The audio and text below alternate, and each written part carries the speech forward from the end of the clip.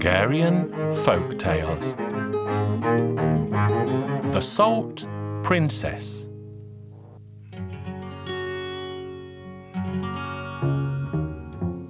Once upon a time there lived an old king who had 3 beautiful daughters. The old king wanted to find husbands for his daughters before he died, but he could not decide which daughter should receive the most beautiful of his 3 kingdoms. So he decided to give his most beautiful kingdom to the daughter who loved him the most. The old king asked his daughters, and the eldest replied, "I love you, dear father, as a dove loves good grain." "What about you, child?" "I love you, dear father, as a hot summer day loves a cool breeze." "And what about you, daughter?" "I love you, dear father, like people love salt." "What do you mean, salt? You ungrateful child. Is this what I raised and loved you for all these years? Get out of here! Get out of my sight!" His daughter tried to explain that people love salt very much indeed. She sobbed and begged, but her father shunned her from his palace.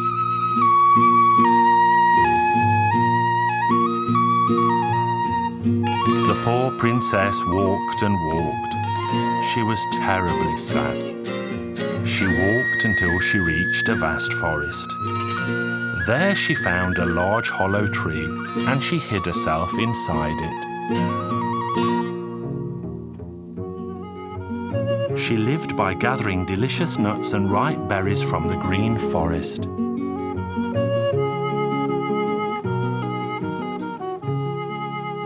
One day, the prince from the neighbouring kingdom was out hunting when he happened to pass by.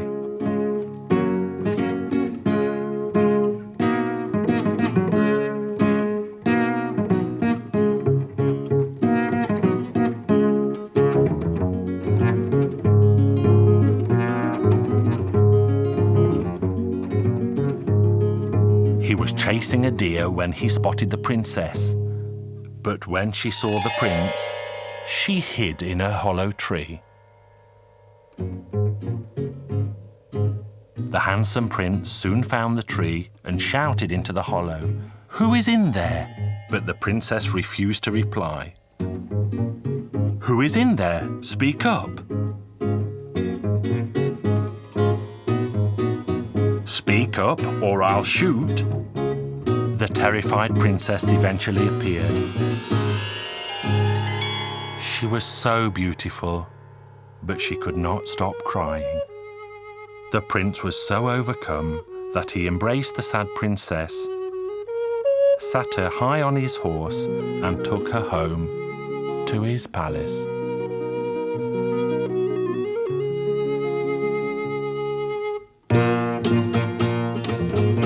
Their wedding was so grand that even the dogs ate beef broth, and the young couple lived as happily as 2 doves.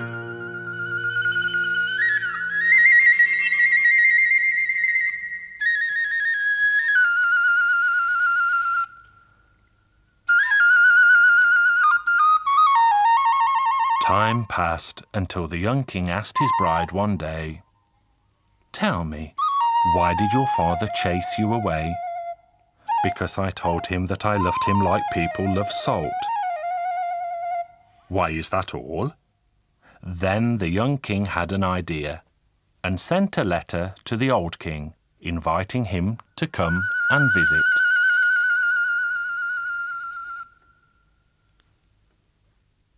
The old king came the very next day in a golden carriage. The young king led him to his grandest chamber and sat him down at the table.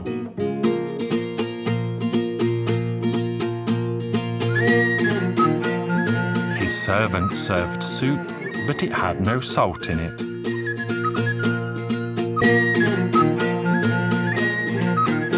And the meat had no flavour either. The king ate a great deal, but was still left feeling hungry. He remained silent for a while, but eventually had to speak. "What kind of cook do you have, son? Who makes food with no salt?" "I heard you don't like salt, sire." "Who told you that?" "Why, your daughter, of course." Then the princess appeared. The king's daughter smiled at her old father, who shed tears of joy. Father and daughter embraced, and the king gave his most beautiful kingdom to his youngest daughter. And they all lived happily ever after.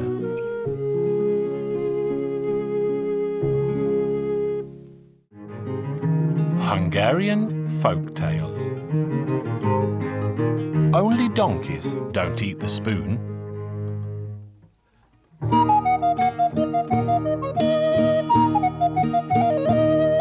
Once upon a time, beyond the snowy Alps, in the cradle of the Carpathian Mountains, lay the land of Hungary, and there lived a king called Matthias. If the old stories are to be believed, then King Matthias liked to see for himself how his people lived. He dressed in the clothes of a simple beggar and wandered the land, where he spoke to his people as their equal. One day he found himself on a vast plain, where all he could see was the small house of a shepherd. So King Matthias approached the house and greeted the good shepherd. It was the middle of winter, so the shepherd invited the king into his home. The shepherd had no idea that this poor beggar was actually the king of the land. He gave him food for his journey, and the king carved his host's name on his stick before he returned to his royal palace. The shepherd had a trusty black sheepdog. The little dog was so skilled and loyal that it never left the shepherd's feet. King Matthias sent a letter to the shepherd inviting him and his trusty sheepdog to the palace. But the invitation did not explain why he was invited or how to find the king's home.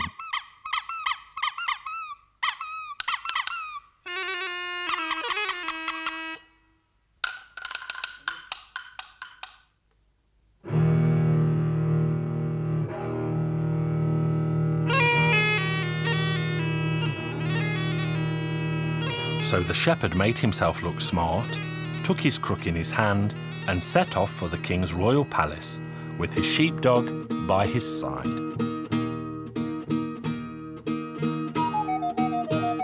When they reached the city gate, they were met by a guard who said, "Hey, old man, stop here.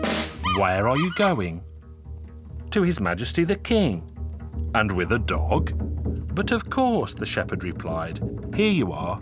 You can see the royal letter that invites us both." The guard read the letter from top to bottom. "Oh, old man, you are sure to be richly rewarded by the king. I shall let you pass if you promise to share the great reward with me." "Well, I don't mind. I promise you that half of the reward will be yours." Then the shepherd reached the castle gate. He tried to enter, but was again stopped by a guard. "Hey, old man, stop here. Where are you going?" "To His Majesty the King." "With a dog?" "Well, I have a letter. Here you are." "You were right. You were both invited." But then the guard remembered that there was a banquet inside the palace. The king had called together all the important men in his kingdom. The king obviously wanted to reward the lowly shepherd in front of these rich men, but also planned to play a joke on the old man first. The second guard said, "Old man, you are going to get a great reward. I shall let you pass if you give me half of that reward." "All right, I will give you half of it." So he would give one half to this one, and he had promised to give the other half to the other one, so that would leave him with nothing, wouldn't it? The old shepherd walked into the palace. The king and his courtiers were already seated around the large table. The servants had set places for them all with a bowl, spoon, knife and a fork in front of everyone except the shepherd, who had been given no spoon. The soup was served and everyone helped himself. The first, of course, was His Majesty King Matthias, who raised his spoon and said, "Dear sirs, only donkeys don't eat soup." Everyone took his spoon. The shepherd tried to take his one too, but he had none. Oh dear, I shall be the donkey now because I cannot eat my soup. I cannot eat soup with either a fork or a knife. But this was not the first time that a poor man had to eat soup without a spoon. The old shepherd simply cut the end off his bread and hollowed it out. The crispy crust made the perfect spoon for eating soup, and he sat and ate every last drop, watched by all the important guests and the king.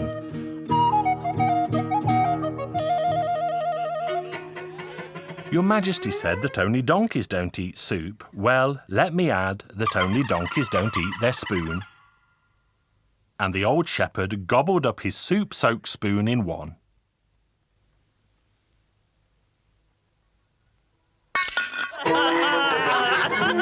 The banquet eventually ended and the time came for the king to hand out rewards.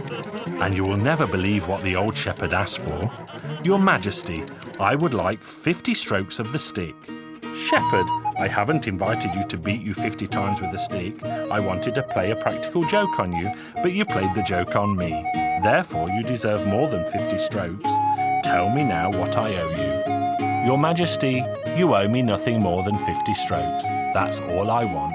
Then the king understood that it had been a joke again. Very well then, but tell me now why. Why? The reason is very simple. On my way here I was stopped by a guard at the city gate who refused to let me in unless he could share half of my reward. Then a second guard only let me enter the palace if he too could receive half of my reward. So now one will receive 25 strokes of the stick, and so will the second. And so the shepherd's joke was ended.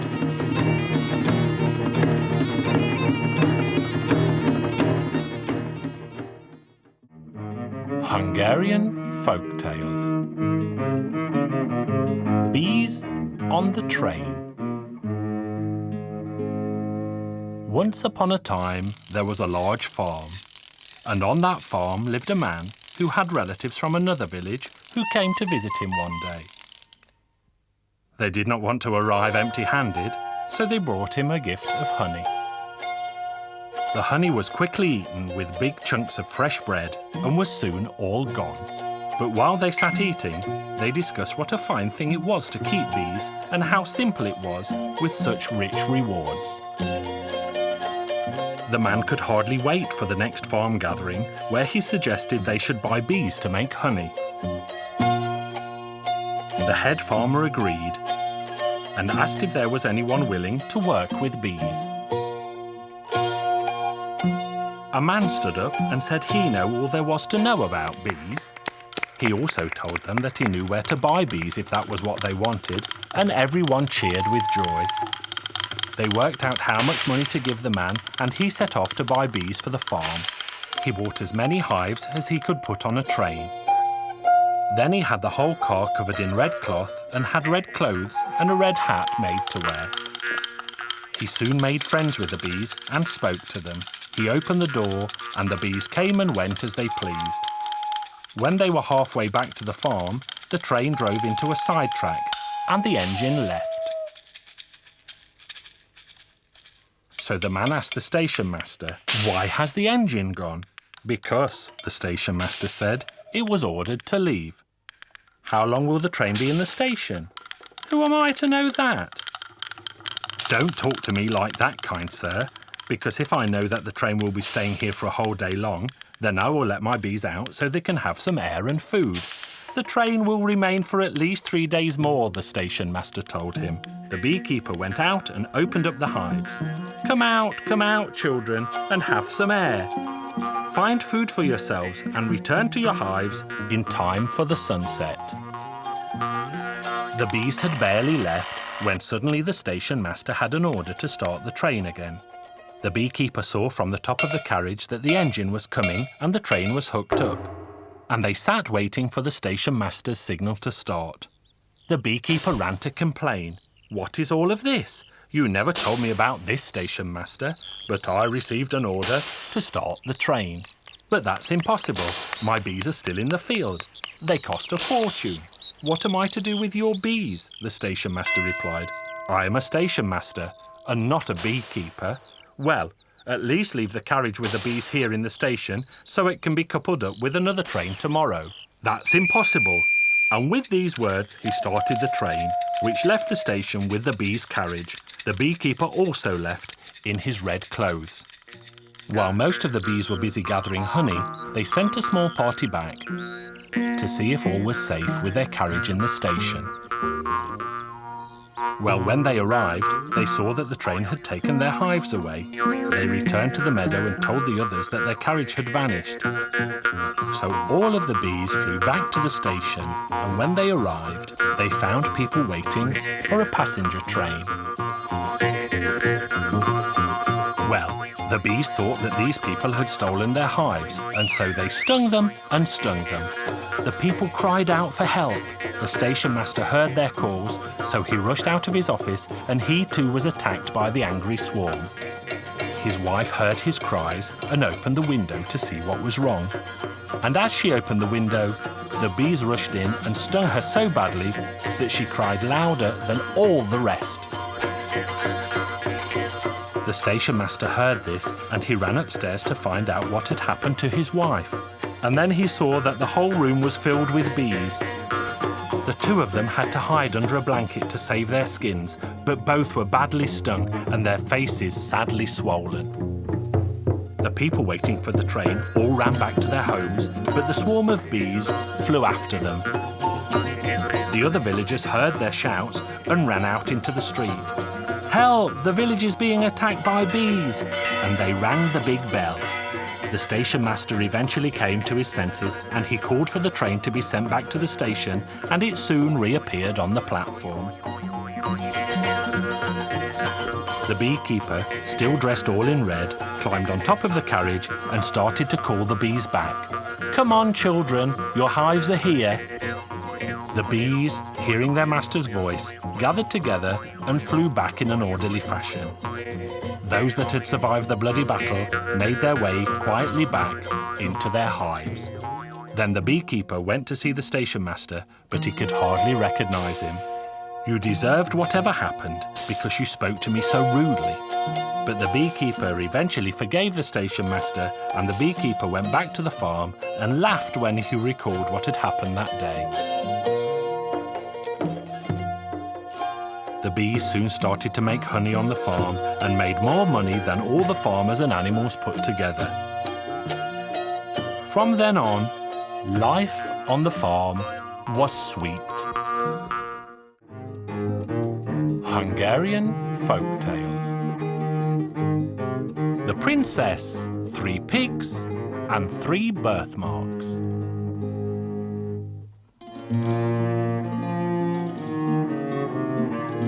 Once upon a time, there lived a poor man who had a wife. After a time, they had saved enough money to buy a piglet. They enjoyed rearing their piglet very much, but their happiness was not complete. They still did not have a child of their own. One day, the wife told her husband, "I think I might be pregnant." "Maybe you are mistaken." After a few days, the husband said to his wife, "I think the pig might be pregnant." "Maybe you are mistaken. It must have eaten too much and its belly is fat." The months passed and their son was born. The man was happy.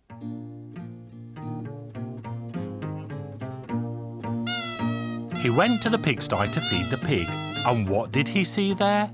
3 little piglets had also been born that day.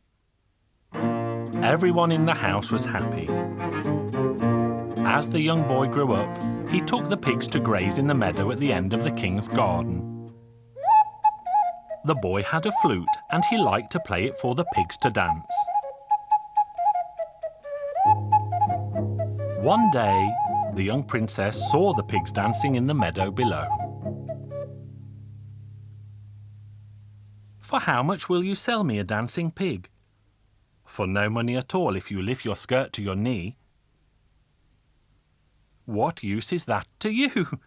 Would you rather not have a bag of gold?" But the boy said he did not want the gold. Then the princess suddenly changed her mind and lifted up her skirt to her knee. And the boy gave her a pig. When he arrived home in the evening, his father asked the boy, "Where is the missing pig?" "The wolf has taken it. He will pay the price." The boy returned to the king's garden with his pigs the very next day, where the princess saw him and asked again, "For how much money will you sell me a second dancing pig? For the first one will not dance alone." "For no money at all if you lift your skirt up to your waist." "Would you rather not have a bag of gold?" But the boy said he did not want the gold. The princess hesitated for a second and then pulled her skirt up to her waist. And the boy gave her the second pig. When the boy arrived home that night, his father asked, "Where is the second missing pig?" "The wolf has taken him. It will pay the price." On the third day, the boy went back to the same place with his last pig, where he found the princess waiting for him. "For how much will you sell me the third dancing pig, because the first two will not dance without the third?" "For no money at all if you lift your skirt up to your neck."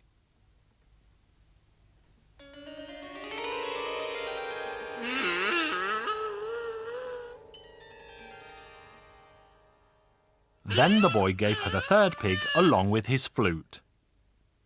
When the boy arrived home that night, his father asked, "Where is the third missing pig?" "The wolf took it, father. It said it would pay the price." "The wolf has no money." "It has, father. It has a lot. And now I shall go and collect the price for the pigs."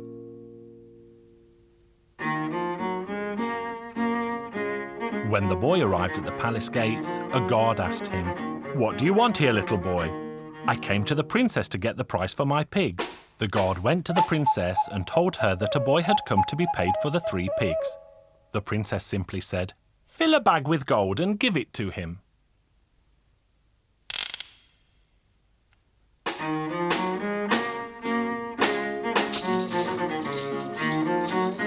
The boy arrived home again and poured all the gold out onto a table. The boy's mother and father had never seen so much money in their lives before. The next day, the king announced that his daughter had 3 birthmarks on her body, and any man who could tell him where they were could marry her. But any man who made a mistake would be beaten for his troubles. Hearing this, the boy said, "Father, go to the market and buy me the strongest horse, the finest saddle, a beautiful suit and a silver sword, but do not bargain and pay the proper price."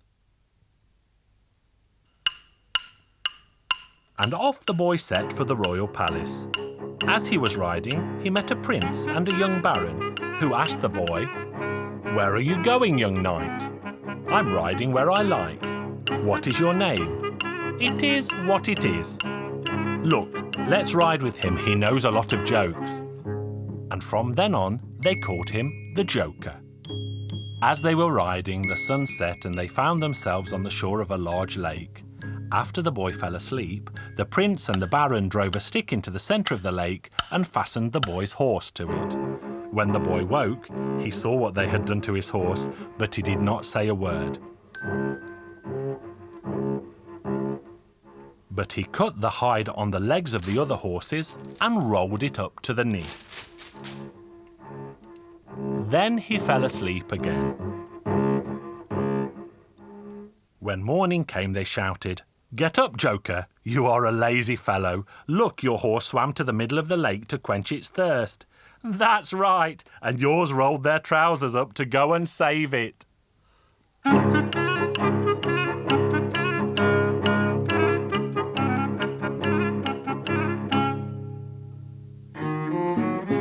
All 3 reached the palace the next day. There were many princes, barons and gypsies gathered, but none of them knew where the princess had her birthmarks, and each received 60 strokes of the cane for his troubles. The baron thought it best to go in with the boy, as he might find out the answers. The boy said, "Venus is shining on her delicate belly." "That's right," said the king. "Why did you say that? That was exactly what I wanted to say." sun and the moon radiate their beams from her bosoms. That's right, came the reply. That was exactly what I wanted to say, said the young baron. The courtiers began to discuss the result. Their decision was that the princess and the three young men should go to the same bed, and the one she turns to will be her husband. And that's what they did. The boy had a good stock of sweets and cakes in his pockets, and he ate them noisily. "What are you eating?" the baron asked. "The heel of my boot." "Take off your boot and eat its heel." So the baron tore the heel off his boot and offered a part to the princess. "Please have some, my dear." The princess could not chew the leathery heel, and she kicked the baron out of the bed. Then she turned towards the boy, who gave her sweets and cakes. The next morning the door was opened, and they saw that only the boy was in the bed, while the baron hid in shame. The baron got 60 strokes for feeding the princess with the heel of his boot, and another 60 strokes because he did not know the whereabouts of her birthmarks. And so the boy married the princess, and they had a fabulous feast, and all were invited, both rich and poor.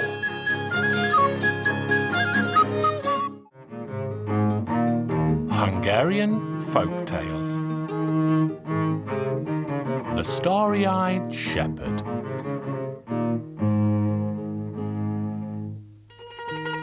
Once upon a time, there lived a poor man. He had only one son and a wife. One day his son said, "Father, I'm going to leave home and seek my fortune." "Son, be sure to take the path where there's no mud."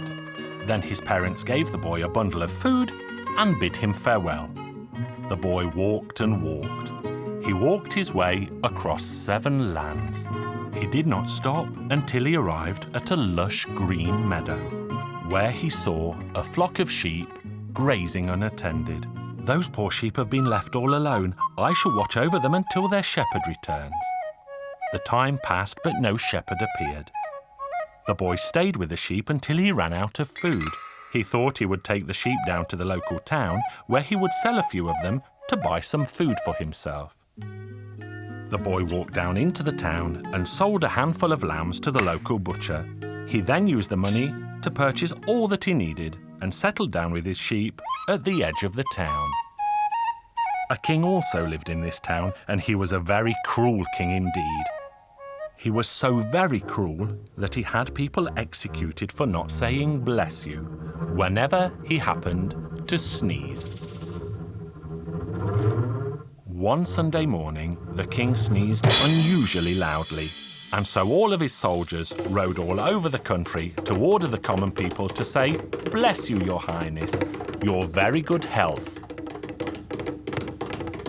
The young shepherd was still out in the meadow watching over his flock when the soldiers rode up to him and ordered him to bless the king, but he refused to obey until the king granted him the hand of his beautiful daughter. So the soldiers carted the shepherd boy off to the palace and presented him to the king. The king's beautiful daughter was also there when they arrived, and she liked the young shepherd, but said nothing of it to anyone. Then the king addressed the shepherd, saying, "Will you not bless me, your king, and wish me good health?" "I will not, your highness, even if you have me killed, though I happily would if you let me marry your beautiful daughter." "A lowly shepherd boy like you will never marry my beautiful daughter." Then he ordered his soldiers to throw the shepherd boy to the hungry wild pigs.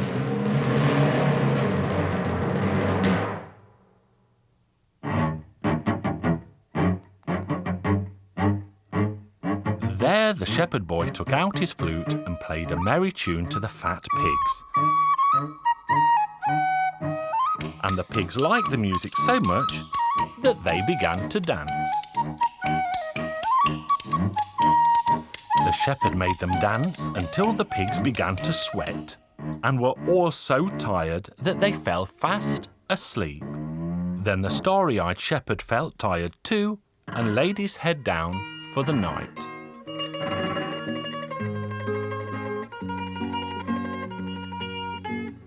In the morning, the marshal went to see if the boy was still alive, and when he saw that he was, he took him before the king again. "Now, young shepherd, wish that God should bless me and give me good health." "I will not, your majesty, not until you grant me your daughter's hand, not even if you throw me into the pit." "Guards, throw him into the pit with the scythe blades." "Oh, that's no joke. If I'm cast down into the pit," the shepherd thought, "the blades will cut me to shreds." The soldiers asked the shepherd again, "Well, will you now ask that God bless the king and wish him good health?" "Wait 1 minute, my good men. Leave me alone for a moment while I think." So the soldiers left the starry-eyed shepherd alone. The young shepherd stuck his crook into the ground, took off his coat, and then put his hat on top of the crook. He shouted to the soldiers, "Now you can come in and do with me what you will, for I shall never wish that God bless the king and give him good health." Then he swiftly hid himself in a dark corner. The soldiers were sure that the crook, the coat, and the hat were the shepherd boy, so they threw them into the pit. The candle down in the pit went out, and so they thought that the poor shepherd had landed on it and died. The very next morning, the marshal went out to check the pit. He heard a pretty tune playing on a flute inside. What on earth can this mean? It's impossible that the shepherd is playing his flute. So he opened the door of the house and saw the shepherd there merrily blowing his flute. He locked the door on the shepherd and ran back to the king. "Your Royal Highness, the starry-eyed shepherd is still alive." "Bring him before me at once," the king demanded. The shepherd was again presented, and the king again told him, "Ask that God bless me and wish me good health." "I will never do such a thing until I can marry your daughter, even if you have me thrown to the owls." "Take him to the tower. He will soon beg God to bless me and wish me good health when the hungry owls peck out his starry eyes." So they took the shepherd boy to a chamber in the tower. But as soon as the door was closed, he took out his flute and began to play, and a miraculous thing happened. All the animals in the tower began to dance to his merry tune. The animals screeched and shrieked, and the young shepherd made them dance until they were all tired out. Then they all pulled themselves away and fell fast asleep. Then the shepherd joined them and slept until morning. The next morning, the marshal went up to the tower. He opened the door to see the boy sitting and laughing to his heart's content. The king's marshal ran quickly back to his master. "Your Highness, the shepherd is laughing as happily as if he owned the whole land." "What a tough boy he is. He cannot be killed. Bring him here at once." "It is true that you cannot be killed. Now sit in the golden carriage." So the shepherd boy sat in the golden carriage, and they drove deep into the silver forest. Then the king asked, "Tell me, shepherd, if I gave you this splendid silver forest, would you ask that God bless me and wish me good health?" "No, your Royal Highness, I would not. It's not the silver forest that I long for, but your daughter." Then they drove further still until they came to a golden pond where all the fish and water creatures were made of the purest gold. Then the king asked once more, "If I gave you this pond, would you ask that God bless me and wish me good health?" "No, never, your Royal Highness." "Then let's drive on." They soon arrived at a wonderful white wall made of marble, and within the limits of the wall stood a palace studded with sparkling diamonds. It truly was a beautiful sight.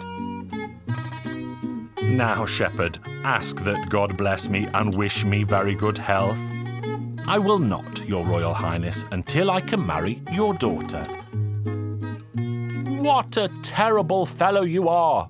And as nothing else could be done, the king let it be known that his daughter would marry the starry-eyed shepherd, and the wedding would be in 2 days' time.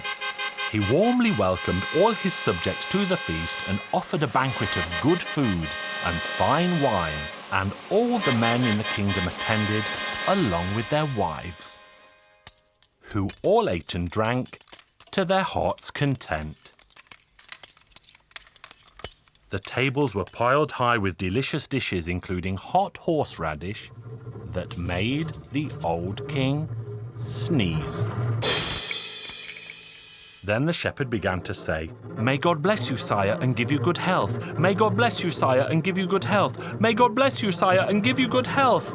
And he said it over and over until the king interrupted. "Stop telling me that, son-in-law. If you stop saying it, I will grant you all I have, my country and my kingdom too." Then the king gave all he possessed to the starry-eyed shepherd, whose poor parents moved to the palace, and they all lived happily ever after.